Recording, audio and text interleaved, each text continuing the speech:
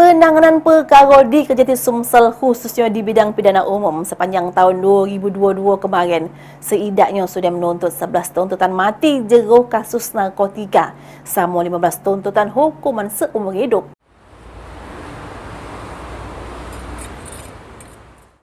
Bidang Tindak Pidana Umum Kejati Sumsel sepanjang tahun 2022 sudah menuntut mati ke 11 terdakwa yang terjerat kasus narkotika sama tuntutan hukuman seumur hidup ke 15 terdakwa.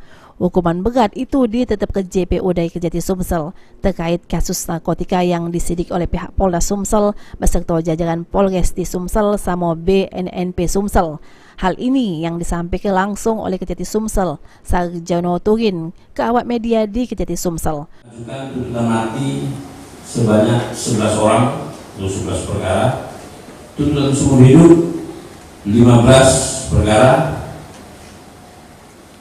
di mana tuntutan tersebut dinominasi dalam perkara narkotika. Di tuntutan mati itu dan tuntutan hidup selama kurun waktu Januari sampai Desember 2022 ini perkara tindak pidana narkotika. Untuk bekas dewek yang masuk ke jajaran Kejati Sumsel sepanjang 2022 untuk SPDP sebanyak 6.982 berkas, tahap 1 sebanyak 6.174 berkas, P21 sebanyak 4.881 berkas, tahap 2 sebanyak 6.619 berkas, pelimpahan berkas sebanyak 6.209, proses sidang sebanyak 4.166 perkara. Lalu untuk berkas yang upaya hukum sebanyak 123 perkara,